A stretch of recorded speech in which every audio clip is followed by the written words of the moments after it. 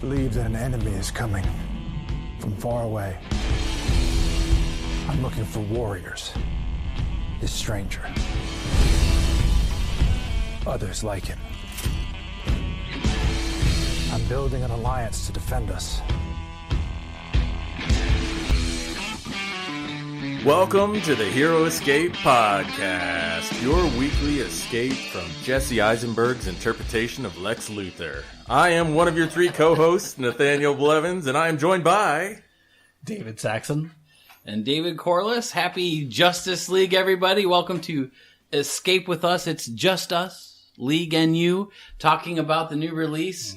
Well, how's that for some punny action there? Okay. Well done. My dad would be so proud. The Justice League came out. We went and saw it all together and shared some thoughts. We're going to review that movie today. Again, another not spoiler-free episode. So if you haven't seen the movie and you don't want to be spoilered, tune in later after you've seen the show.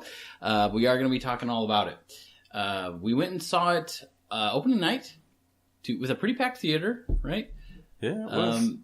I saw it as spoiler-free as I could get. Dave had revealed that there were lots of reviews. They weren't good, but that's all I knew about it. And I watched it spoiler-free, and I kept waiting as we're watching the movie. I kept waiting for some unforgivable, horrible plot twist or cruddy thing to happen, and it didn't happen.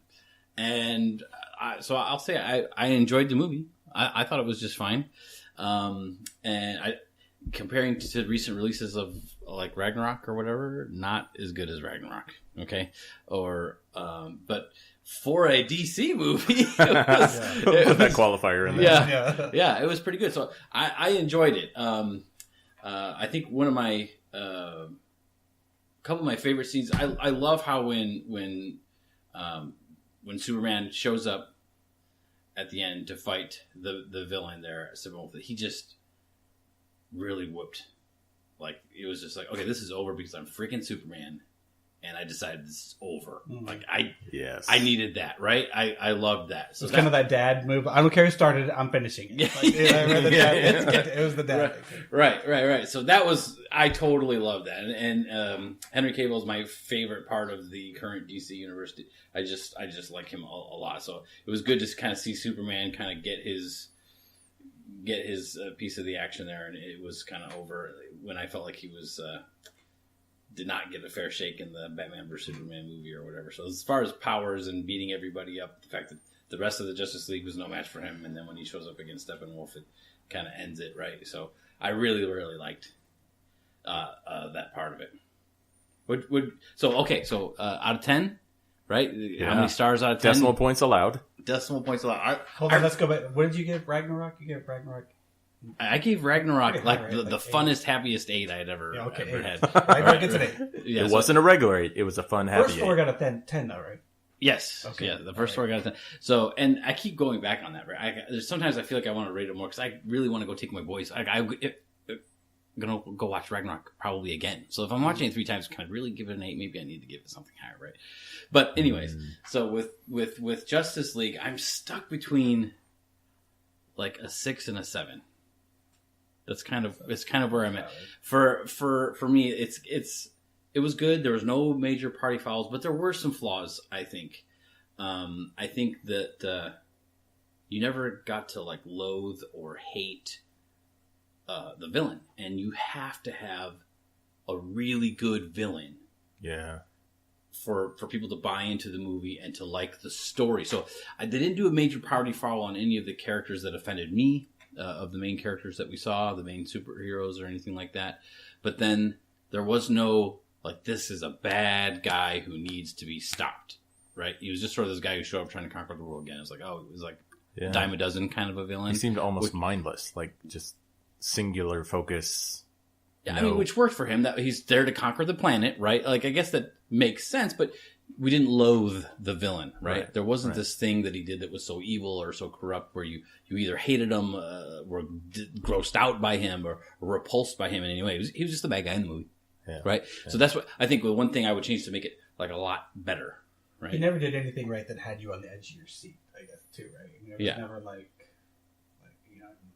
is he going to be Wonder Woman? I don't know, I don't even know if that's not even the point, but Yeah. Whereas like in other movies that were big, like if you're like Guardians of the Galaxy 1, when Ronan's there on the planet with the staff and the Infinity Stone, and he's going, that sick SO, whatever we want to call him, bad guy, he will destroy that planet and be happy, greedily, sickly, disturbedly happy doing it, right? Yeah. Like you're like, oh my gosh, and then the dance off stops him. But there was never that moment where you were actually like afraid of the villain. Like, and in Avengers 1, Loki is like so messed up and bad, and he's just such a good villain, right? So you didn't connect with the villain in any way. That's what was the big thing that could have improved it better, taken it out of the 6-7 number range for me and made it better.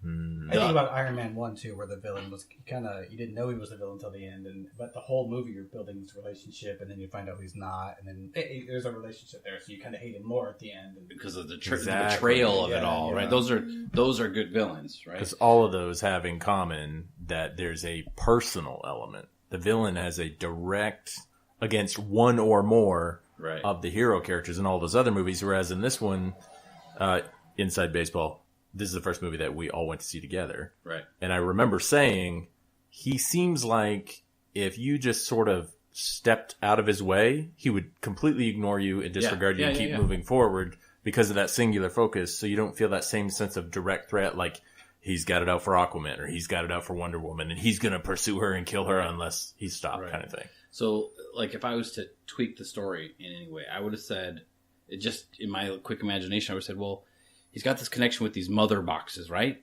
And somehow these mother boxes created or were influenced in the creation of Cyborg, right? Remember how it's like connecting with him, making his gun come out and like aim at Superman.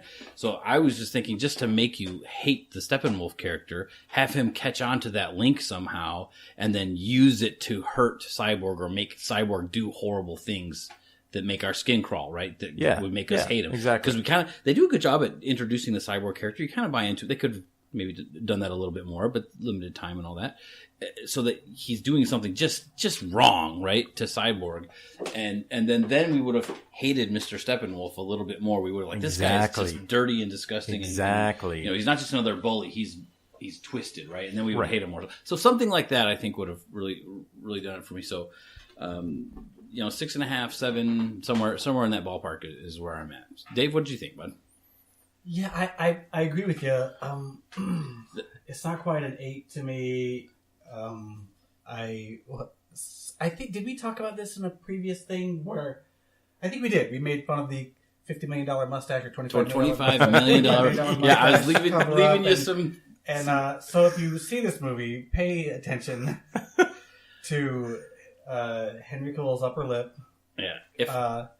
If I'm being more honest, it's very distracting. Yeah, it's exceedingly. It was a very distracting. I'm a dentist by trade, so when a mouth is not right, it drives me crazy. So that's why I have such a hard time reading this movie, because I was so distracted by the lip and the face not being right on Superman that I feel like it bothered me more than a normal human being would be, because that's my world. I think I'm more forgiving, but I will say it made his face look creepy. Like there was one scene particularly where he's supposed to be smiling, but because of the way the center of his lip looked, it was like the creepiest smile. I was kind of like, ew. It's their 3-phase plan. He's going to be revealed as the Joker later on. Yeah, seriously, yeah. It was very odd. They could have spent another $25 million on that upper lip, I think, which is unfortunate, because that money probably... The rest of the special effects weren't really bad, but they weren't cutting edge current. Like even the Steppenwolf character looked a little like unfinished, a little bit like he needed a couple more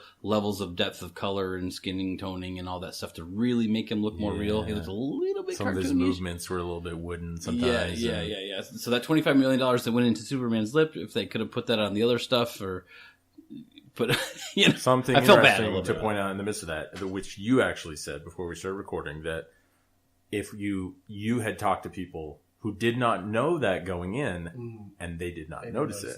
So it's a question of, were we so informed on the upper lip thing and fixated on it, gazing longingly at Henry It's Cavill? all over the internet now. It is I don't recall, all over the internet. Like I knew beforehand, but I sort of forgot. And then the very opening scene where it's a recording of Superman, and I remember.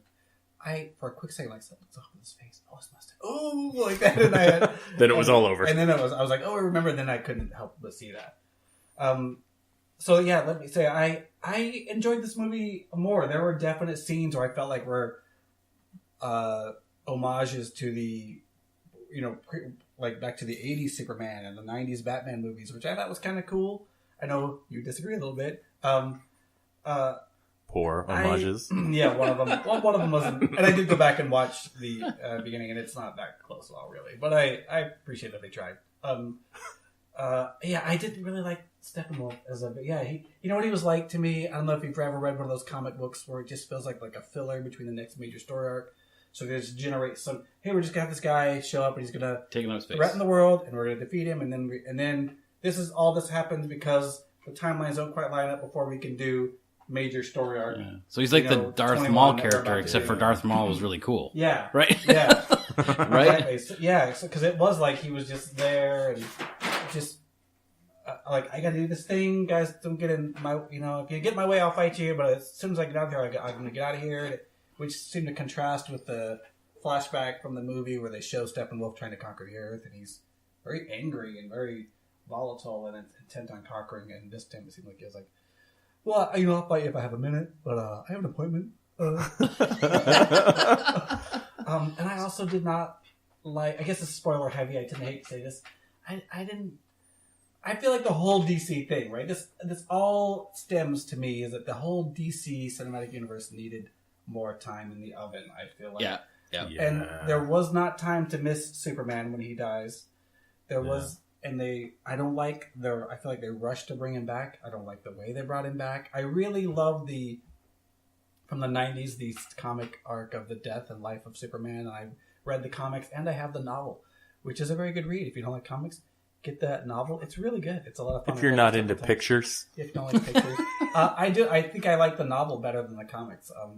And I really enjoy that storyline and how the world copes without Superman, and how a lot of people are like, we got to find some replacement for him, and so some people are, we got to find somebody to fill those shoes, and other people are like, well, I maybe personally affected by Superman are like, I'm going to step in, but anyway, there's a long stretch between when Superman does finally come back, and I feel like here there was no real stretch, and I don't even like the way they brought him back. I feel like in light of the end of Batman vs Superman, I feel like it's a real stretch that someone would even try this. Hey, let's try the thing that created Doomsday. Let's try that again. Yeah. What was your favorite part of it? My favorite parts were probably like small things. The little thing, probably the stuff that was probably Joss Whedon influenced. I really liked when Buffy shows up. The scene when Aquaman is sitting on the lasso. And that was hilarious. Awesome. Very good. I also scene. thought it was really cool when Superman was like mopping the floor with the Justice League, and then Flash gets the I'm gonna move real fast to get behind him, and I'll help out. And then Superman is able to track him and see him moving. And then when Flash realizes, like, oh crap, he can see me. He's moving as fast as I am. It's like long scenes with Ezra Miller's shocked face, like, oh no! Like, I thought that to me was so good, and him all of a sudden like, I see you, buddy, like that. And for those, the scene too, where you just mentioned with the Aquaman sitting on the rope, like you don't even see it coming. It's just, he's just talking, and he's Mr. Grizzly Tough Guy, and then all of a sudden he starts getting kind of personal and confessing like fears and stuff. Like, what is going on? And then all of a sudden he realizes, and he pulls up the rope that he's sitting on. Like, oh dang it, that was a good. Do you think that's a Joss Whedon joke? Do you give director Joss Whedon credit for that? That's gotta be Joss Whedon. I cannot envision the that was not Zack Snyder, right? right? That joke. Yeah. So for those who don't know, the director for Justice League changed halfway through due to unfortunate circumstances. Zack Snyder could not finish it. Illness in the family, I believe, or child or something like that. Was that right? One of his kids died. Yeah. Yeah. Okay. So very sad, obviously. Yeah. Then Joss Whedon, the director of Avengers, took over and tried to finish it. And so all this reshoots then were probably done with him. And talking about, you brought up the upper lip. We feel like 90, 80, at least 80, 90% of those Superman scenes had upper lip problems, which means almost everything Superman was in the movie got reshot by Joss Whedon. So it must have been a completely different movie under Zack Snyder, right? It must have been just completely different. So bad I want to see that Zack Snyder cut. Even rewatching the trailers as I did today, you start to spot all of these scenes that are in the trailers that were not in the theatrical cut of the movie. So clearly there was some major overhaul even in there. So yeah, it's a lot of those reshoots. So give us a number, Dave. Okay. So I want to say real quick, I was talking about this again movie with some people last night, and I was talking about how I also don't love how Batman's supposed to be like 50 while the Justice League is just getting started. I'm like, how does that even line up? And there's a scene when after some fight when Bruce Wayne is, very bruised up and he's kind of pulling his, and he's saying like, I'm too old, and someone made do you think that was just maybe like a after they yelled action and they just left it in the movie because it fit very well, like Ben Affleck, like, oh, I'm too old for this. It really is like, so just real life on his way to the trailer. Yeah, but so my rating, I think I forget what I gave. I mean, end of night of we were happy with it, really. Yeah, I will say, having complained about that, and there's problems with the entire DC universe, and I feel like the whole thing needs to have been baked longer. I need more of this. I need. As a standalone movie, though, yeah. But as a standalone movie, I was very entertained. Like I said, if I had a reason, if I had a kid that wanted to go see it again, or my wife or someone, I would totally go see it again. So I would probably give it. You gave it 6 and 7. Don't be influenced by me, Dave. Be your own man. I think I gave Ragnarok like an 8 again too, or maybe a little. So I can't. But to me, it's not quite as good as Ragnarok. I would probably have to go between a 7.5 and an 8. Yeah, maybe a 7. I'd probably give it a 7. Okay, 7. Very nice. All right, now the definitive source of all things DC, Nathaniel Blevins, please chime That's in. not heavy Just at real all. quick though, Yeah. if I could have a couple small tweaks in it, I could easily give this an 8 to 9. Yeah. Okay, so I cede the floor to the senator from Louisiana. Clack, clack. Well, I was pleasantly surprised. So my score is going to be relative. There's no way to see this movie in a vacuum. Yeah, right. That's it true. exists in a world with Marvel movies. It exists with the previous entries in the DC universe. It's impossible to just see it that way. That being said, with all the news leading up to it, the switching directors, the experience we had with Batman v Superman and Suicide Squad before that, I was going in expecting somewhere between Suicide Squad and Batman v Superman, walking out with this feeling of almost confusion, like why this and why that, and that didn't fit together. And it's interesting, we talked about the villain being so basic and so simple, but at the same time, that was beneficial in the sense that it was a very straightforward core story arc. Guys coming to destroy the world, we got to get the team together and stop them. You know what I mean? It's very cut and dry. I felt like that was a positive in contrast to Suicide Squad, which had a lot of things that they're bringing these people together based on very thin premise, right? So we didn't have that same level of flaw here. And the sort of convoluted plot that was Batman v Superman with all of these, different elements and people seeming to act out of character, that wasn't so heavy here. And after seeing the movie and knowing everything that happened with the switching of directors, I really feel like Joss Whedon pulled an amazing save in the 11th hour with this. Mm-hmm. Mm-hmm. So I don't know if it's totally fair to credit all that to him, but that's kind of what. So when the movie finished, I felt like I was going in expecting maybe a 4.5 to a 5 experience. Right. Like I had low expectations. And honestly, the first 5 minutes of the movie started affirming that for me. And I was like, oh no, here we go. But I think by the end of it all, I would put it somewhere in the 7s. I'm trying to think like how much credit to give it and all that. We'll call it a 7.3 with an additional 0.5 just to Joss Whedon. So with a final of 7.8. So 7.8. Okay. Okay. Well, 7.7 with an additional 0.1 because no Matt Damon. So, I mean, that's always a positive in any movie. So Matt Damon helped in this movie. It's fine if he's the star, but if he's showing up randomly, it's unacceptable. Okay? I go from Conan to Jimmy Kimmel that fast. All right? But speaking of that first 5 minutes, because you brought up a good point, it seemed like it was supposed to be this homage to the beginning of, Burton's Batman film, which is the two burglars and they've just robbed somebody and they're counting the money in the wallet, and then there's this ominous scene of the bat and everything. And it felt like it was just handled so clumsily, and it was very clearly You're talking about when Batman captures the guy and uses at the his very bait beginning to suck out one of these fear-eating alien monsters. Yeah. What are they called again? Parademons. Parademons, yeah. It just it felt so clumsy in its execution, and it was so clearly filmed on a soundstage. Like Marvel films tons, like huge percentages of their movie on soundstage, and it does not feel like it. You almost can't discern scene to scene, right? Whereas this was so obviously that way. And then, the acting of the burglar guy and all that. So I had this initial like, oh no, here we go. But it seemed like it just kept getting better from there, and better and better and better, And I felt like a lot of that was the performances. Ezra Miller was great as Flash. Mm-hmm. And this is in a world where we have Grant Gustin on TV also doing a great job as Flash. Right? Yeah. But a very different Flash. And I was thinking about that too. I'm glad you brought it up because Flash is one of my all-time favorite characters. Ever since I was a kid, if I could pick a super speed, it would have always been like strong, fly, or super fast, right? Yeah. And so Flash is awesome. And I think they made him, this is the only time I've seen Flash be like insecure. Like even in the comic books, the only time you see an insecure Flash is when it's like one of the succeeding Flashes that's still young, right? Usually he's decisive, heroic. Yeah. You know what I'm saying? So this is the time I saw insecure one, but it was good in this setting because they can't have 5 people that are all chest puffed out, heroic and bold all the time, just to make the character and the story a little bit more interesting.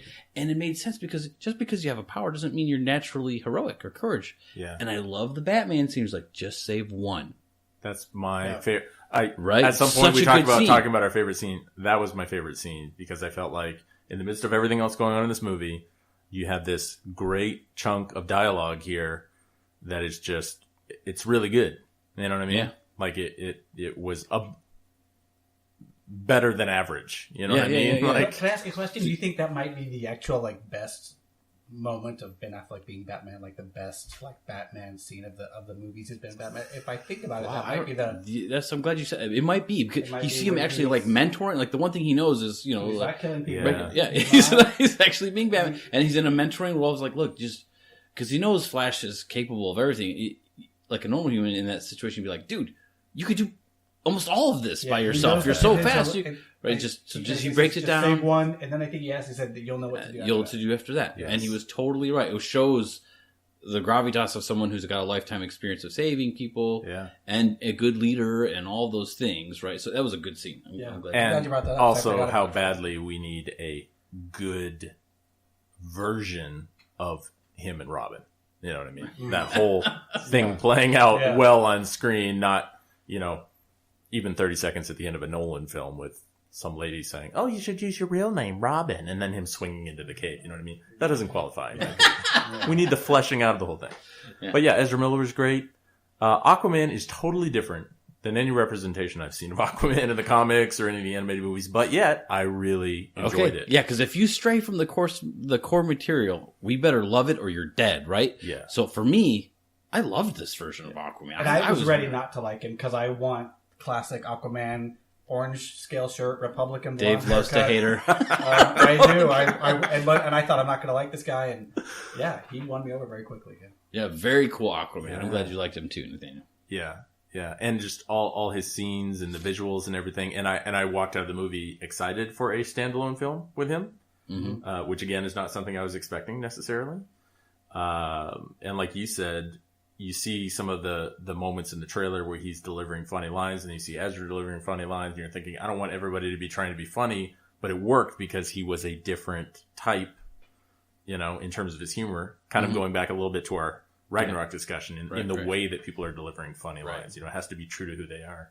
Yeah. So that was really good. Wonder Woman was just as awesome as she was in her standalone film. I mean, I don't think that was a surprise to anybody. Everybody's looking forward to, seeing those parts. But I've got to ask you, authoritatively, it seems like in recent history, there's been almost a creep, an increasing creep of what her powers are. Like in the last 5-10 years, maybe it seems like her powers keep getting stronger and stronger. Now that we've rewritten her origin story, instead of being made by Zeus, she's been fathered by Zeus. She's actually a daughter, and she's going here. And I'm okay with that. I'm just saying, but isn't that she keeps getting strong, like more strong, and having more powers. I don't Anyways. have as much history with Wonder Woman. When I was growing up, I anybody wasn't does. running That's why they around got with a away with girdle it and a so lasso, well. so Yeah. it's more the Batman cape and everything. But Yeah. they definitely, I mean, even in scenes where she's fighting, she's fighting Steppenwolf and stuff, you're continually having this feeling of, well, dang, you know what I mean? Like she's really you strong. know, if she clicks those two bracelets together, you're done. You know. Since when was that? I didn't even remember that being a thing. Because Because I remember in Batman vs Superman when she's for a while going toe to toe with the Doomsday character. She's holding her own. Like to me, I was like, I don't think she's supposed to be that strong, right? Like a little bit. She's supposed to be pretty strong. I mean, I know pretty strong, but I will say I think that's been across both universes that they've increased. I mean, like it didn't bother me. I'm just thinking they're growing her abilities a little bit. They've done that with like Spider-Man is stronger today than he was, 30 years ago. This is something that superheroes, if you looked, have all done this. Like Superman originally couldn't fly; he could just jump over a building in a single bound, right? And so he's the oldest superhero, so he's got the most power creep of everybody. So now he does everything, right? So I'm just wondering. I think we're seeing a little bit of that with Wonder Woman, but it's fine too. The one Justice League member that was not in this movie, Nathaniel, were you upset or not upset? There was no Green Lantern, although they did show. That was a surprise, right? They teased it a little bit, right? I am really glad they did that. Yeah. They do a flashback scene where they show Steppenwolf's initial attempt to take over Earth, and they're showing all these very different people that are battling him. And at one point, they show what is clearly a Green Lantern, one that dies, and the ring flies off and shoots off into space and everything. Mm-hmm. I would also add, as a hardcore DC fan, the Justice League has had variations in its membership over the years. And Martian Manhunter, I actually kind of enjoy him. So I don't know that he would fit in the cinematic. It'd be a huge challenge to make it fit in the cinematic universe. Usually you end up with him and Cyborg getting swapped out.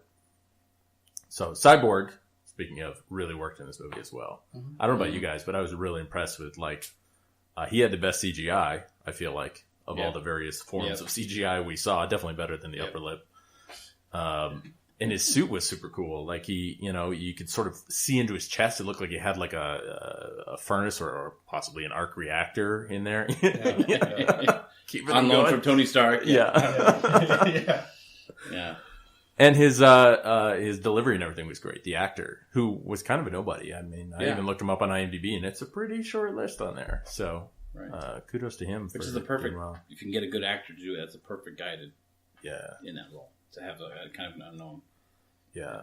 That's good. And I should probably know, but has there been any talk about a standalone for Cyborg or no? I don't know. I'm unaware None that I'm aware of it. Yeah. But maybe if they get enough good feedback in that regard, then they'll be inspired to do so. There's a couple scenes. Now, you are Mr. Batman, Nathaniel, right? So that's what they call me. I mean, I'm not saying he's Batman, but I've never seen Batman and Nathaniel in the same room at the same time. Just saying. Okay. And Batman doesn't have a beard. But anyways. Or does he? And Nathaniel has a glorious one. But there's a couple times where I'm looking at when the guys are lined up and I'm looking at Batman in his suit. I'm like, is his suit compensating for something? Or what did you think about that? His appearance, his suit, and how he fit in with the team and all that stuff? There's an interesting thing whenever you make a Batman movie now.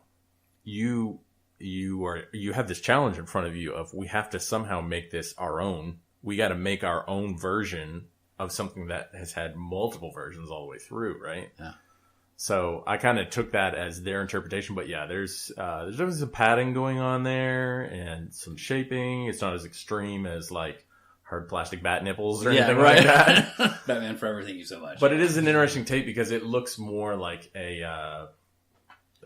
almost like Batman's version of a comfy suit or something. You know what I mean? Like this is my relaxation. It's got more move to it and everything. It's less armory kind of thing, which is ironic because Flash's suit has a lot more armor on it than any other iteration I've seen.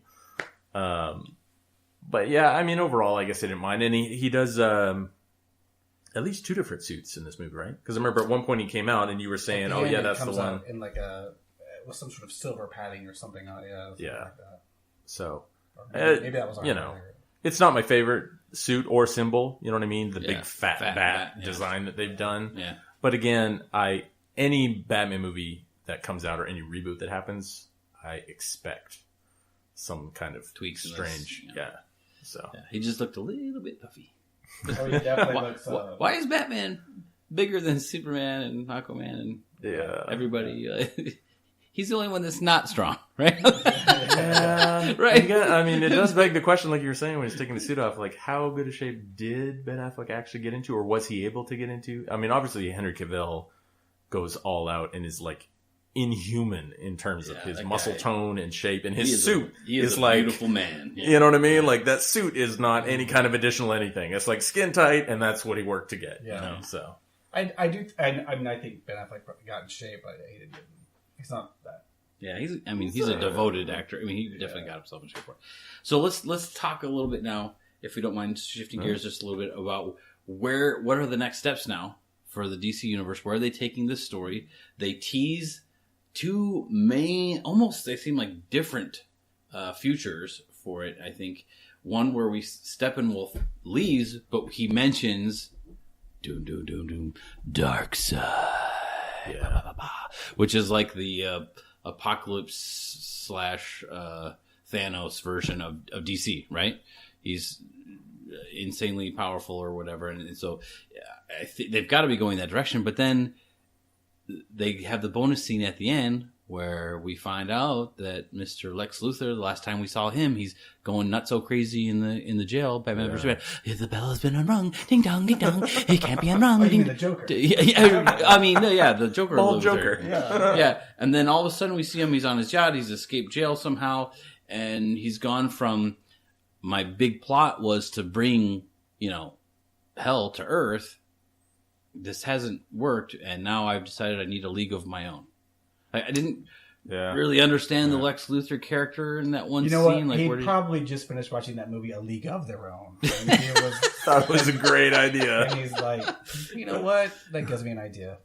So I'm only mildly aware of like the League of Evil or whatever they called it, the Lex Luthor's version of the Justice League, right? Yeah. What did they call it? Was it Injustice Legion League? of Doom is what it used to be called. And then like back in Super Friends, right? It was like Legion of Doom, right? Maybe that's it. But it's never something that I've taken seriously. Like I've had League. no interest in any of those story arcs in the comics and stuff because it's getting a little bit almost too Suicide Squad-y, where it's like it's getting a little corny when you ram all these villains together. Justice League, but bad. Yeah, I don't know. Right. So which way do we think they're going, or we think they're going to go both, or what? Well, my understanding is that there is a solo Batman movie planned, and when Ben Affleck was working on it, at one point he tweeted out a photo of one of the monitors as they were recording, and it was Deathstroke. So there was already sort of knowledge that he was coming in at some point. That's how the scene shows. It shows Deathstroke. That's who it was, right? Yeah. That showed up to visit Lex Luthor. Let's tease Deathstroke. He's like a super assassin? Like, what's his... He's kind of like a mercenary for hire, but he's definitely, I don't know to what degree you would say enhanced, but I also don't know how you define toe-to-toe with Batman, but he holds his own. He's slightly metahuman, if I recall the way they describe him. It's almost like latent, like he's almost unaware of it, but he can... Yeah, he's like peak physical condition, like Batman shape, but he can... supposedly he can... So he knows what you're about to do, like a split second before you do it. So he's able to counter. Though I will say... I was going to say if you didn't... What's that? I was going to say, for those who don't know, even though David Saxon is a Marvel guy, he lives and breathes the Arkham games. Arkham Asylum, Arkham City, et cetera, et cetera. And I was just waiting for you to say Deathstroke is one of the best fights in those games. Best fight scene in there's 4 games now, right? And in Arkham Origins, not that long into the game, Batman fights Deathstroke. It's awesome. And that's kind of what I think also of. Batman isn't how good of a bad guy Deathstroke is. So. Yes. So which way? So anyway. So I say that to say, I think it's a lead-in to the Batman solo film as opposed to a lead-in to a future, Justice League for the Justice League. Yeah. I mean, long-term, obviously, you would need the whole team to go up against the whole bad team. Right. But, again, who's to say? Sometimes you think, they're going to start planning things like Marvel, and then they come out with announcements, and you're like, they're not thinking this through at all. So, I don't know. I would assume if they had a long-term plan, they'd be doing solo films, building up that, in Justice League, all the bad guys coming together and sort of bringing that to a head at some point. But then again, they should have started like 6 years ago. Yeah, exactly. They could also rush to get to Darkseid. You know what I mean? Which honestly, there's a part of me that kind of would like that because I want to see Darkseid, and I kind of want this whole experiment to be over. You know what I mean? Like, the sooner this experiment gets done, they can reboot the sooner somebody else, Yeah. Christopher Nolan's like, okay, guys, hold on. So let me ask this. Do we think Joss Whedon is on board for the next couple films, or is this his one attempt to save them and he's out? I would love to be a fly on a wall when they have that super awkward conversation with Snyder. So it's been great and all, and you've really done a lot for us, but the company's just going in a different direction, downsizing, and, It seems like there was some announcement from Whedon that this is still Zack Snyder's ship. He's the thing, so that indicating like he wouldn't be back, but you never know, right? Yeah. So who's to say? If I was an executive, I would be wooing him hardcore. Or someone similar, because there's other directors out there that you could have that same level of confidence with, even other directors who have come in to do some of those Marvel standalone films, and then moved on to other projects. I mean, let me throw the name of Nathaniel into the ring there, see if Warner Brothers will give you a that call. guy's untested, but I've got a good feeling. Got a good feeling. Yeah. I think they're probably going to jump to Darkseid, I think. Because they're not good at teasing. Marvel's been teasing Thanos for several years now, right? Yeah, to build up to him. I don't think they're going to be that patient with Darkseid, right? No. Now that the team is together, I guess. But I don't think they're going to have more than 2 movies before he's in it, right? Like, they've already exhibited, that they are in a rush to catch up with Marvel. They feel like they're catching up, which I feel like they shouldn't feel that way, but they do. They see all the Doing bags their own of money thing, right? falling on them, and Yeah. So, just something worth pointing out. Looked it up just because I was curious. And despite the, sort of trip ups and things like that, they had a estimated budget of $300 million. And just recently went over roughly the 320 mark. However, So 320 make money? International, Ooh. which is rough. Domestic didn't make up the budget, which is not. I think domestic they only did like 90 something. Just not common right? for these kind of movies. I think it was a little more than that, but still not enough to. Well, I should say this. We couldn't finish here. Well, I was going to say, just that they didn't do that much here. How long has it been out now? 1 week? It's been out for 1 week now. Yeah. I want to say to people that listen to this, whatever. I before we went to this movie, not that I'm trying to drum up business for DC, but if you're listening, if you're reading, I did, like David said earlier, I read reviews and did not remain spoiler free, and the reviews I read were awful regarding it. And I went in similar to you, thinking I will hate this movie. I'm gonna have so much negative to say about it. I'm gonna burn an effigy of this movie later on, and I'm gonna, and I didn't. I felt like after seeing the movie, like those reviews were not good. I mean, they were wrong. Yeah. They were off so much. Like they described specific things, like even the lighting is terrible, and you can't see what's happening in the back. I'm like, no, the movie visually was fine. Like there were CG effects sometimes. Mustache problems that aren't fantastic, but at no point was I like, I need to look away from this. It's that bad. I mean, and some of the things they described about Steppenwolf was like, I didn't see any of that. So that brings up my huge beef with movies. Like, people, if you're gonna, I go to a movie because I want to have fun and be entertained, and usually you get what you expect. Like, and so I'm easy to please. Like, just don't insult my intelligence or destroy characters inappropriately, which I think is. So as far as getting some bad reviews, I know that when speaking with other friends and mentioned that I didn't like the movie, their anger seems to come from a place where they have the best ingredients ever to make an awesome movie. You have Batman and Superman, the most well-known and loved superheroes of all time. And so they want a story commensurate with their awesomeness, right? They want something that awesome. And so they get frustrated that they got an okay movie, and it becomes, to them, it's terrible because it should be awesome, right? Yeah. They're disappointed with the movie as, say, someone who really likes Luke Skywalker not being in a Star Wars movie, right? Nobody like that, dude? Would be not happy with Luke Skywalker not being in a Star Wars movie. Whole other episode, you get this built-up frustration right there too. But it is interesting, and why I say don't listen to reviews, or I only get interested in what movies get rated after I've independently made my own just to see, right? And I routinely just disagree. So I just, as a little teaser, Justice League on IMDb as of tonight, November 22nd, gives it a 7.4. Bam. That's there a you go. very solid rating on IMDb, okay, which is independent reviewers, okay? Critics on Rotten Tomatoes, which I never agree with practically, a 41% Ooh. from Rotten Tomatoes. I don't think that's fair. And see, and those are probably the reviews that you were reading, right? And then and I don't What's the user rating? Now the user rating of Justice League and Rotten Tomatoes, 83. Wow. What a double. Right? That's so a gap. That is why I routinely, this is a professional critic. I do not care what you think. Like, I just, or almost like, you hated it? That means I'll probably like it. You know, like, that's how I look at it. And because people, dude, we are in the golden age of nerdery and geekdom. Dude, revel in all this stuff. It's never been more fun to have an awesome imagination and to love superheroes and Star Wars, all this stuff. This is mainstream. It's never going to get more cool and fun.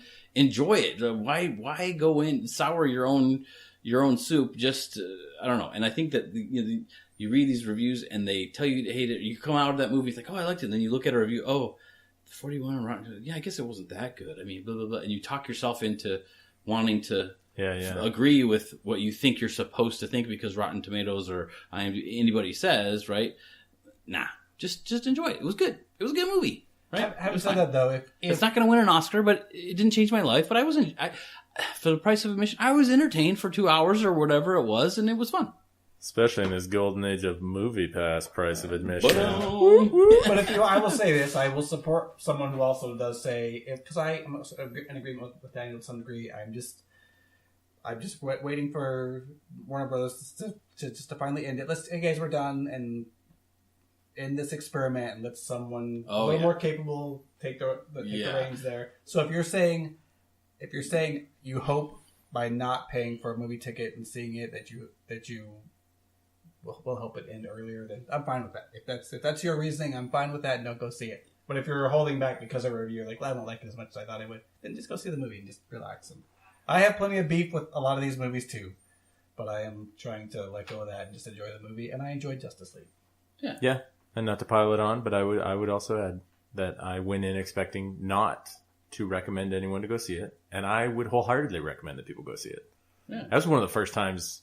Again, I'm a DC guy, so it's another element in this. But this is one of the first times where I was driving away from the theater thinking, I would totally go see that again, which is incredibly rare for me to think about going back to the theater. You know what I mean? So, yeah, it was that good. I was talking to two people last night that have not seen Ragnarok or Justice League, and my advice was to go see Ragnarok. But. Yeah. Well, let's not get crazy here. I mean, yes, go see the Marvel movie. Yeah. Okay, well, good. I think I have a surprise segment. Let's do it. Can we do a bold predictions segment? Sure. Okay. Bold predictions. Yes. Ooh, I'm down with that. Audience, are you down with that? They said yes. Okay. I'm pick an upcoming movie or franchise. Make a bold prediction for the direction of that franchise. Okay. So I'm going to start off. So Dave, if you can't think of a Marvel bold prediction. Nathaniel, think of a DC bold prediction. Okay, I'm going to stick with Star Wars. Okay, so there's to tease the upcoming Star Wars movie. Okay, so Star Wars is coming up. Should be episode 11, but they're calling it episode 8. Right, Dave? Exactly. We've missed about 3 episodes because Luke is old, and we will discuss this in a Star Wars episode. yes. Their whole numbering system is broken. Yeah. So there's nothing more speculative than where does Rey come from and who is she related to, right? Right. So my bold prediction, and this is my wild guess, we've heard a lot of people loving the theory that she's like from Palpatine, right? From some mistress from the Emperor, or maybe she's related to Obi-Wan, or maybe she's Luke's daughter, or so. My bold prediction, and I'm sure somebody else has predicted this, but I've heard nobody predict it. So anyways, I don't take credit for it, but I did come up with this one. I believe she will be perhaps related or comes from the Skywalker bloodline via cloning. Okay. Cloning. So, or some sort of genetic implantation, whatever. Kind of like they brought Jurassic Park dinosaurs back. So Luke's lightsaber comes back out of nowhere, right? Well, whoever found his lightsaber might have found what was attached to it. Luke's hand.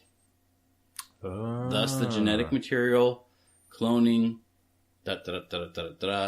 implant something, whatever, and bam. Right. So that's my bold prediction. I'm coming out of nowhere. I have no People insider with the super baseball long with necks. that. Correct me if I'm wrong, though. That hand, his right hand, is purely synthetic, though, because he already lost his right hand. Right? So Yeah, he got cut off on Bespin fighting Darth Vader. So do you recall? how are they going to rebuild from genetic material that has no genetic material in it? The reason he has a robotic right hand is because it got cut off on Bespin. He's saying that they found that the hand, original his real hand, when they Oh, found. you're talking about I thought you were talking about the current. deep cuts going way So you're back. talking about Yeah, way that back. part, 30-year-old. because somehow since that, because when he lost his lightsaber and his right hand fighting Darth Vader and Bespin, we never see the lightsaber or hand again until That's right, because that episode was 7. the blue saber, right? Because after that he has the green saber. Yeah. So I think Ooh. some sort of non-traditional bloodlineage tying her into Skywalker. That's my. Again, I think no you're insider completely baseball. insane. However, you said bold, so bold it is. That's my bold prediction. Feel free to ridicule That's not my a bad silliness. idea, because I was thinking because he had the different robotic hand that he lost his first robotic hand, which looked like a normal hand. Right. No, he's But never they lost can't his robotic clone. hand as far as we know. But no, I'm thinking the hand that Vader cut off, Well, or it doesn't somewhere have they the got same- they got a hold of somebody's genetic material, and that's how she's going to tie in. So an indirect tie into the Skywalker bloodline. That's my. I've silly seen a lot of procedurals, and I think probably he took a sip out of a cup, and then they cleverly just bagged the cup immediately after he left the room. Could have been that. Actually, I'm a huge Kenobi fan, so I'm partial to the Kenobi theory that Right. she's somehow linked to Kenobi. I would just love that, but that's just a personal preference, Oh yeah. not necessarily Yeah. based on Yeah. anything. I would be surprised if they go the Kenobi route. I'd be more. Yeah, it's more feasible to me that she's somehow, like, genetically somehow akin to the Skywalker clan. A lot of people dig in the Palpatine line, which would be interesting. Although I don't know. I don't feel like they're going that way, but it could. Okay, so you got a bold prediction for us where we think things are going? I am putting you guys on the spot, I I realize. feel like it's a little late in the game to make bold predictions about the Marvel Universe. I mean, what are we, 9, 12 years in or something like that? A little late. But Well, I will say this. I did not originally think the Infinity War would have anything to do with Adam Warlock, but I'm glad it looks like he will.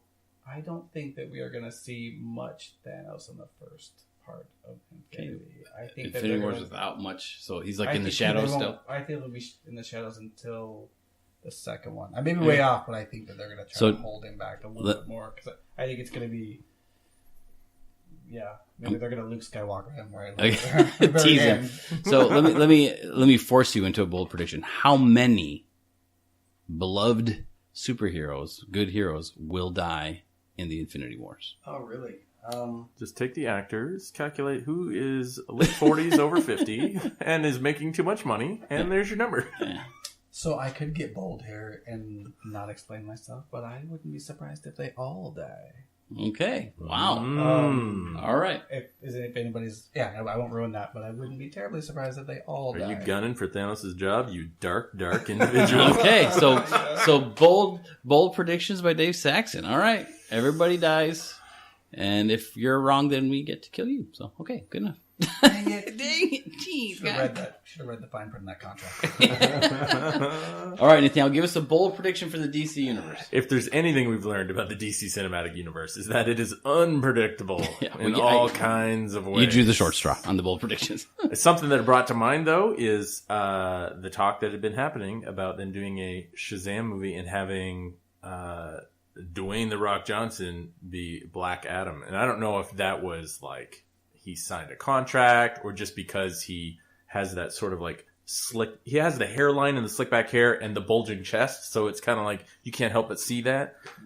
So my prediction is they will continue to make completely random and unnecessary side DC film projects that sort of hit you from the side, like Suicide Squad, in terms of timing, like, why Suicide Squad? Why now? And that will continue to come at us. And my hope is that in terms of the directorial vision, that they'll learn from the good that came out of Justice League, and that those will continue to be pleasant surprises. So your bold prediction is that DC will get good? that would be bold, wouldn't it? You're saying that it'll continue along this random path of like, there's a Shazam, and like they're going to do a Shazam movie, right? It should be Captain Marvel, that's the real name. But that he might not even be in like a Darkseid movie, or Justice League 2 movie or whatever like that, right? That he might not even be there. You know, you don't even know. Like, that's what I'm saying there, is like, there's been enough clumsiness that I wouldn't put it past them to just like, hey, here's this Captain Marvel Shazam movie, and like 50% of the populace going, who? What? Yeah, exactly. Without any sort of setup, because he's kind of an obscure character. Yeah. I love Captain Marvel. I think he's awesome. I prefer him to Superman in a lot of ways. Ooh, David Saxon's a horrible person. I'm sorry, what?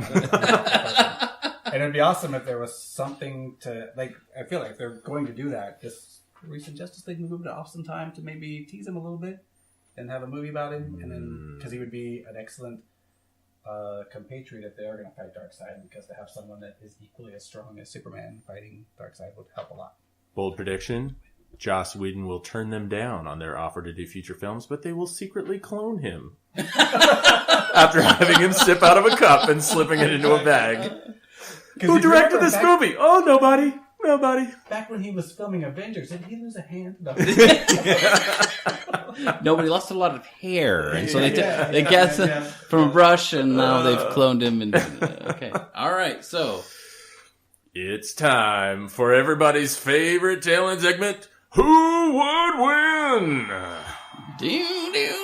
All right. What do you got for us, Corliss? All righty. So today we have two good matchups for you.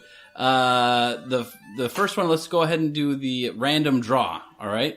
So we're going to put two titans of the sci-fi or superhero universe in the ring together, and we're going to debate who would win. So David, draw the first name out for us. The first name is Green Arrow. The Green Arrow got a very successful Everybody should know that DC guy. TV show, right? Yeah. He's kind of a mix between Batman and Hawkeye, right? That's if you want to summarize him in a sentence. Yeah, that's actually pretty good. good. He's fabulously wealthy and uses a lot of bows and arrows, as you do when you have unlimited money. Yes, because The second character is Clayface, the classic Batman villain. Basil I love Clayface. Oh my gosh! So, I was introduced to really Green. I mean, I saw Green Arrow in like the old Super Friends cartoons every once in a while. He'd make a show, and I thought, why is Robin Hood a superhero? But the new show was actually quite good, and you're like, okay, this guy's pretty legit. But I remember those. Do you guys remember the Batman animated series? Yes. Like probably. There are, I will hear no critiques of Batman the Animated Series. That is fantastic cartooning from 2 decades ago now, right? But they introduced the Clayface character, and I'm watching this cartoon, and I'm like, my skin is crawling, and I'm like, holy cow. So for those who don't know Clayface, he is like this kind of demented actor, and he found some chemicals and makeup to help him act, and he could actually change his face to really, act better with, and he got carried away or whatever, and so now his whole body is a malleable putty, so he's like an evil Plastic Man or an evil Mr. Fantastic, except for not like a genius, right? So he can stretch and clay, and he kind of becomes, most of the time he looks like a melting Jabba the Hutt face, and right, and he can do all those things like turn a hand into bricks and smash you with it, and he can also impersonate. Yeah, he's like a less attractive Mystique. A very much less attractive Mystique, and also just kind of grotesque. So well done in that animation. So Clayface he's a cool villain. Very cool villain. Yeah. So let me go over maybe some of their the assets they have. So Green Arrow is obviously uses a bow and arrow. He's also a pretty proficient acrobat. He's supposed to be the finest archer ever known. He can shoot 29 arrows per minute, which is pretty amazing. He 29, huh? So just to make it sound legit, because if you said 30, it'd be silly. No one would buy that. This is coming from the mouth of the fictional character himself. Okay, all right. Arrows per minute. And he allegedly once shot 2 arrows down 2 different gun barrels while upside down in mid-flip. Wow. He is also proficient at several forms of martial arts, trained by the same guy who trained Deathstroke. Oh. And pretty proficient with a sword. And that's about it. Also, it's kind of an odd trait about him. His chili is one of the hottest foods on the planet. Oh, okay. Well, does he get to use the chili while combating Clayface? I mean, that's really what's going to be throwing him at a no chili. Okay, no chili. All right. But so about Clayface, he can obviously change his mass, shape, size, density, form. He has superhuman strength. Probably not crazy, but stronger than a human. More agile, more stamina, more durability, and he's also I don't remember seeing this being used about him, but he can I guess turn flesh to like a protoplasm if he touches it. I've never seen him use that ability. Anything that I recall. He is weak to cold temperatures. That's what I was going to say. He had some weakness. I thought it was water. I'm like, no, he's not the witch from Wizard of Oz. Traditional like environmental stuff that's usually being used against him. Electric shocks, freezing him in place, all that kind of thing. So okay, I don't think Green Arrow has the ability to. What good are arrows against a guy who's just going to absorb them? Right? They're not. Well, but if he has a lot of trick arrows, so if he has some kind of trick arrow where it freezes him, game over, right? Yeah. Well, if one arrow, I don't know. If I'm choreographing a fight with action figures or on a TV show, you think he freeze arrows them, and it maybe freezes like a limb, and then Clayface keeps coming, right? And then Green Arrow's like, oh crap, I got to get more of those, or a more powerful one of those, or something like that. Right? There's another element to Clayface too, which they've actually kind of overused a little bit in recent comic arcs several times that I've read, which is this whole element of deception because of his shapeshift ability. Yeah. So there's an element of surprise in all this as well, and there's even this kind of cool scene where, in events in the current Dark Knight Metal, the other members of the Justice League are trying to find Batman desperately. Batman is actually trying to hide from them for reasons that we won't spoil. That's a really great arc that's going on right now. But one of the things that the Justice League is doing to track down Batman is, I think it's Superman, right? He knows what Clark's heartbeat sounds like. Like he recognizes him based on his physiology. Bruce's heartbeat? Yeah. So they think that they have him at one point, and then it turns out to be Clayface. And Clayface is essentially that good that he is impersonating his physiology down to that level. Wow. So I say that to say, I would think it would be very easy for Clayface to fool, Green Arrow to. So I will say this: if we're gonna set parameters for the fight, I think in a hey, during this week, sometime you guys have to fight, or if there was like a. Like not inside an arena, I guess, or anything like open world. I'd probably give it to Clayface because he can mimic anybody and just sort of assassinate him or whatever, take him down unawares at any time, and Green Arrow will never see him. How has Batman survived Clayface? How has he beaten Clayface? In gadgets and intelligence. Yeah, environmental utility elements. Belts. Yeah, there's in the cheesier ones, there's like some. It's a steam pipe that he breaks open, or some kind of valve. Right, that, you know what I mean? I was remembering. Right? And in other ones, it's like some kind of gadget or tool, or miraculously, Mr. Freeze is involved in the fight, and he somehow, all that sort of thing. So, okay. I feel like obviously if they're standing toe to toe trying to bludgeon each other, Green Arrow's got nothing. He's got no chance in that scenario, right? I mean, his only hope would be that he has the right arrow, right? That has some maybe an arrow with whatever gadget that Batman uses to freeze Clayface. He also happens to have one of those. Okay, but Green Arrow is resourceful and clever and all those things, and go with the knowledge and foresight to go in. Like if he needed to hunt down or find Clayface, like he could defeat him in that sense. Like if he had the forethought to trap or get the right arrow ready or whatever, he has the chance to defeat, corral, capture Clayface. But I kind of feel like that might be his only chance. Am I giving Clayface too much credit? I mean, No, I tend to think even if it was like, hey, you guys are going to fight each other, it's going to be this way, even then at best, I maybe give Green Arrow, like, at best, maybe. but Green Arrow Maybe would be 60% able chance. to escape Clayface. Like, he's more agile and quicker, right? So he'd be able to get away. Like, you know what I'm saying? If they're cornered and they're stuck in the same room and time out together, Clayface wins. But I mean, given room to maneuver, I don't know that Clayface. I mean, Clayface would have a hard time laying hands on Green Arrow. I don't know. Again, there's different elements, right? So it's is there an element of surprise for Clayface? Yeah. He's got the ability to create that with disguising himself. So if that's there, he's got his hands on him. Like you say, if it's sort of planned, they know that they're going into it, or one knows that they're going into it, then yeah, it is kind of. I could definitely see Green Arrow getting away if he knew what he was going into and everything. Right. And I would also add that if we're assuming that there is an arrow, whatever that arrow might be, call it a freezer arrow, mass freezer arrow. Yeah.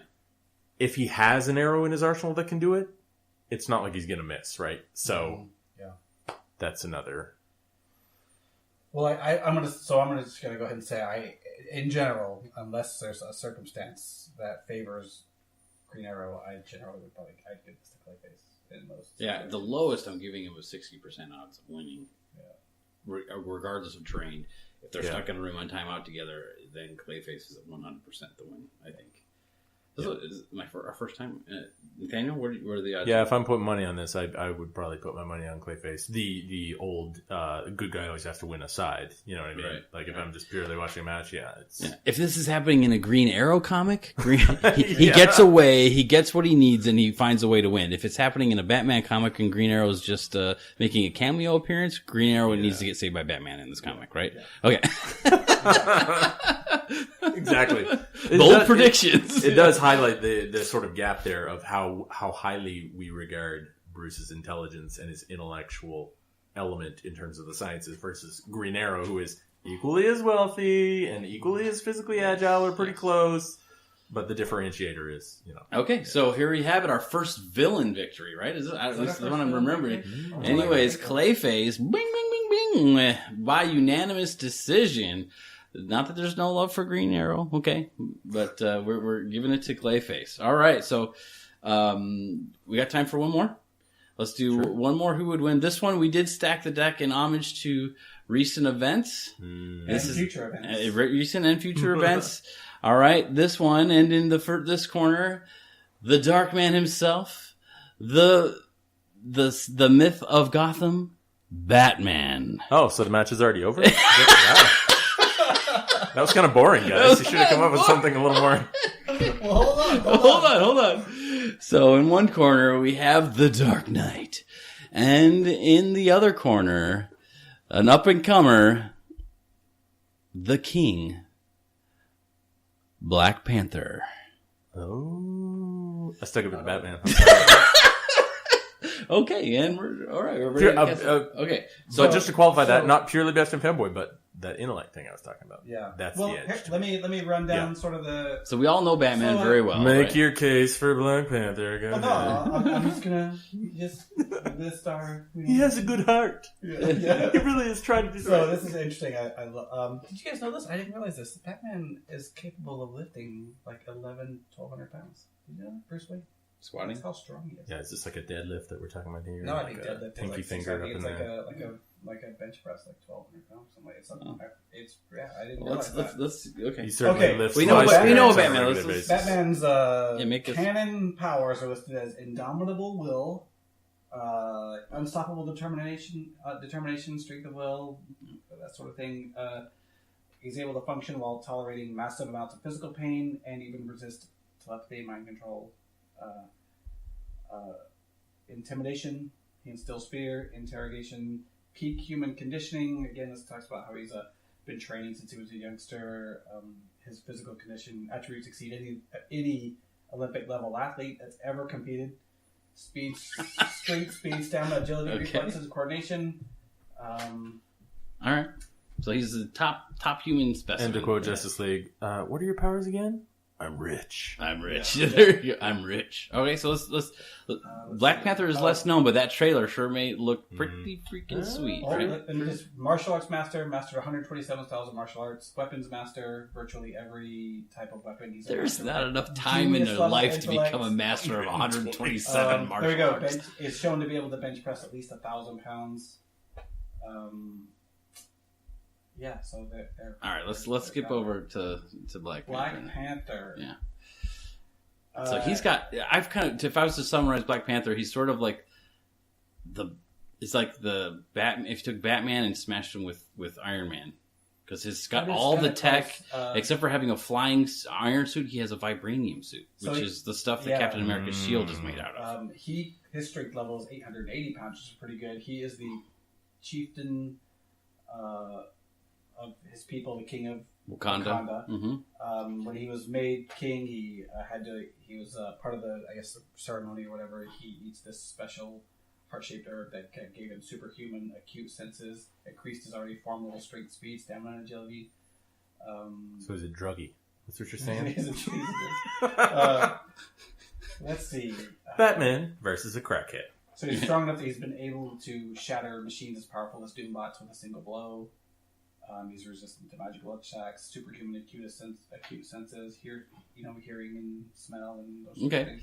And his tech is what's really interesting too, right? Yeah, so I'll just run down some of his. He's got energy dampening boots, so he can survive falls from very high distances. That's really handy in video microwave games. mesh. Oh. Okay, I didn't know that was the thing. All right. Vibranium microwave mesh, so he can microwave mesh, so he can. Yeah, because we saw him in the Civil War movie. He's just taking bullets from really high-powered guns and just being like, "Well, this is annoying, right?" Cloaking technology in his suit, armor in his suit. So honestly, I think as a Marvel guy, is this below the level of the Super Soldier Serum?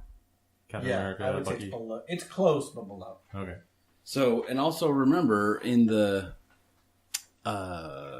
trailer that just came out, this guy who's coming to visit Wakanda for the first time in the Black Panther trailers, like, I've seen aliens fall from the sky, I've seen gods fighting, and I've never seen anything like this. And it leads you to believe it's referring to the technology that Wakanda beholds. So, from what little we've seen of Black Panther in this iteration, I believe his tech has got at least a leg up on the Batman tech, his right? His tech, I would say, is a little above Batman's. I think it comes down to Batman is probably...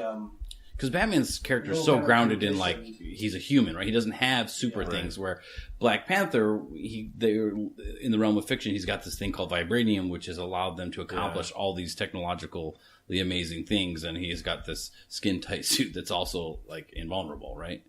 So, I have to say, if they're just walking around their normal accoutrements, and they, don't like the way they look at each other, and they decide to beat the crap out of each other on the street, I think the vibranium suit and the claws for Black Panther give him I don't know how Batman overcomes that unless he's... So I'll say this. There's a site that sort of rates it stat-wise, and it gave... Black Panther is formidable. His intelligence is 90, his combat is 100. It's like... Yeah, skill and fighting. Now, it gives Batman a 100 combat and 100 intelligence. So he does have that edge. That's what I was going to say is that... Significantly, he's faster, stronger... They give the edge to Batman stronger, faster, more durable. All of those are given to Batman. Yeah. You have to sort of quantify how familiar is Batman with Black Panther going into this. Or vice versa. There's plenty of stories even in the Batman world where he encounters someone who initially beats him. You know what I mean? Like, even think of Bane, you know what I mean? That sort of thing. Mm-hmm.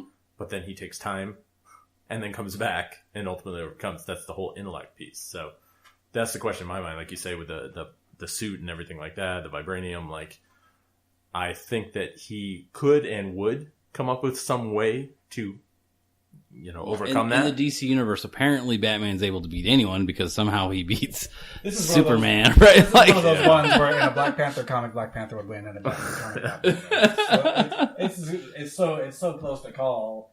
I tend to think this, though, right? Like, if we were talking about Deathstroke earlier, that Deathstroke is, again, like peak physical condition, a deadly person, but almost like precognitive, slightly metahuman, and Batman regularly beats him. Yeah. In combat. In combat. So even with that advantage of, like, I know what you're about to do, Batman still wins. And so it's hard for me to give the loss to Batman. The current Black Panther would beat Michael Keaton and Val Kilmer, and but not the and George Clooney. Yeah, and George Clooney Batman, right? But maybe not beat Christian Bale Batman, and maybe not beat Ben Affleck Batman. I think he beats Ben Affleck because we all want to say somebody beats Ben Affleck. Apparently, right? he's so old and decrepit that he can't get his suit off. Yeah, that's. Dude, I know Batman. Batman is the most. I don't think there's a superhero that exists anywhere that's gotten more print or film exposure than Batman. So we know Batman. It's the unknown with Mr. Black Panther here. I think they're going to make, in the Marvel Cinematic Universe, to make him feel legit like he belongs in this universe that has everybody else, that whole power scope creep thing is going to show up big time. Well, Black Panther. He's formidable. Like I said, he's got. He's never not been formidable. Yeah, don't get me wrong. Elements of like Batman or Captain America, and that they're both that he is a slightly enhanced. But he's got the technology of like Iron Man on his side, more subtle than Iron Man. Iron Man is very showy with it, whereas his is more subtle. It's almost like you don't notice it until he wants you to see it.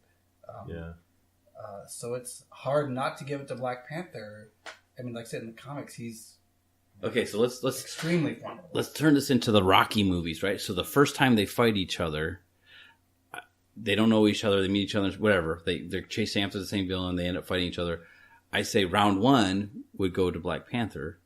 Round 2, I would think give it to Bruce Wayne, give it to Batman, but then the best out of 3, right? Still, I think goes to Batman. Yeah, I can agree. If Black Panther wins, it'd be the first one, and after that, like every round, like I would give 75% of it to Batman. Probably. I just don't know how Batman gets around vibranium outfits. I mean, what is you? He can't cut it. He can't shoot it.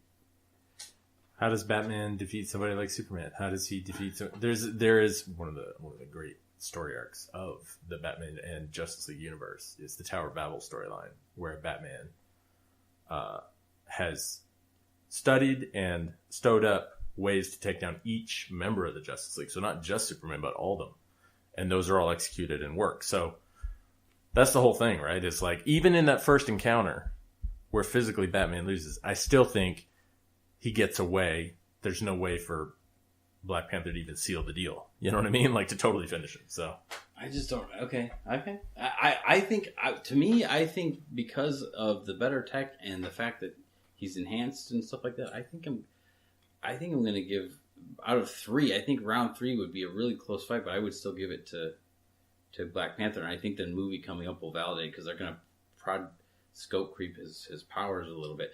Do not take that as a lack of love for Batman, because this is the great. Thing with actually, Batman is because he's just a human, right? That's always it. He does not have powers, right? And it's sort of cheating to put him against someone who's lives in the world more of the world of fiction than Batman. I'm going to paraphrase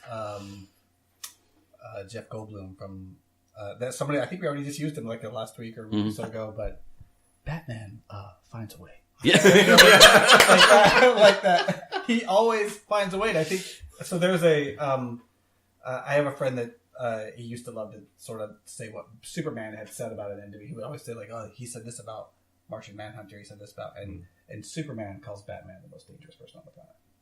So I don't know. Superman's just a big old softy. He is. Softy. He also calls. Going back to Martian Manhunter. He said he likes him. He calls Martian Manhunter the most powerful person on the planet. But this is hard to say. Maybe I'm biased and I want to give that third round to Batman, but I tend to say Batman. He finds a way.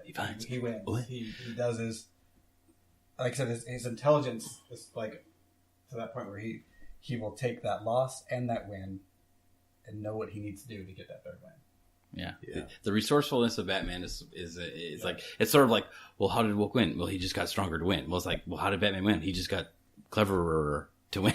Like that's like kind of his power. Like he just sort of does it. Okay. Well, if you use the vibranium, right? You say, well, then he never loses. Right? He's surrounded in vibranium. Well, he never loses it, but he does lose fights. So somebody must find a way, right? And wrap your body. It does like why does a punch hurt him if a bullet doesn't? Right? I don't know. You know, it's still something. It gets a little bit weird there. This is good though overall because I think this is the first time we've had like a split decision. You know what I mean? Where we didn't come to a consensus. Like, I think Batman's a more interesting and cool character, and that is no lack of. But once you go black, you never go back. Right? So Black Panther. Once you go, that's what the whole world's going to be after the movie comes out. I know. So this is hard. This is a very hard. This is okay. People, you have got to comment on this one. You still give it to Batman, right? Yeah, because I can't help but think of all the there's storylines where he has been like he beats Clayface, he beats all these people that are more powerful killed than and sent back in time by Darkseid, and has fought his way back through the eons of history to get back. There's times where he has been removed from, like, become a prisoner in his own mind, and he's completely surrounded by illusions. And he had a plan for that when that happened. He was able to. He So- knew, like, who would plan, like, okay, someday somebody's had going to a plan. brainwash me Exactly. and trap me in my mind. I'm going to get brainwashed, but I have a plan to come back. Yep, and it's all tucked into my utility belt Yeah. with my bat shark That's repellent. true. We're not even considering the panther repellent that he keeps. One spray. Okay. Oh, So does it anti-vibranium acid that he has. does it make me a hypocrite if I think Black Panther could beat Batman, but if I think Captain America would beat Black Panther? Does it make me a hypocrite? it makes you Dave Corliss. I can totally see. Well, because Captain America does have that super soldier serum that does make And him he has some stronger than vibranium to most, and he has some counteract vibranium with too. to counter, Yeah. and he sort of has that indomitable will. This is terrible that I don't remember clearly enough, but that's just me. My brain is a sieve. But in Civil War, were they on the same side or opposite sides? Opposite. They were on opposite. Well, Yeah, they were, until the very end. They were on opposite. opposite But they sides. didn't really... They didn't have a direct clash in that big Not like a battle. whole lot. of the Because remember, ages? they're trying to accomplish something in Right. Panther, so it's not like Yeah. now we have to fight toe-to-toe. Yeah. So, okay, well, it's... So, I'll be honest. Which is different from the Marvel storyline. The Marvel storyline, they were on the same side. So, I feel like intellectually I got to give it to Black Panther. You guys are both giving it to Batman, and I am relieved that Batman is winning, even though my brain is saying Black Panther, because I think Batman is just epically. I mean, you gotta love Batman. So the round goes to Batman. Yay, Dark Knight! Woo! Okay. So I mean, Good job, Bruce. Yeah. The round but I mean, like, I love Black Panther, and against almost anybody else in this category that's not amazingly superhuman, I'd probably give it to Black Panther. Okay. All right. Yeah. Well, thanks for tuning in, everybody. We love doing it. I hope we wanted some comments. Rip me to pieces for picking Black Panther here, and then watch the movie that comes out, and I will be victorious again. Tell right? us how dumb we are for not picking Black Panther. This is why Batman. Yeah, moved it. and take note of our bold predictions and ridicule us mercilessly when we're flat wrong. All right. But use kind words. Yeah. Be constructive with your feedback, please. All right. Well, thanks a lot. And we'll see everybody next week. Peace out.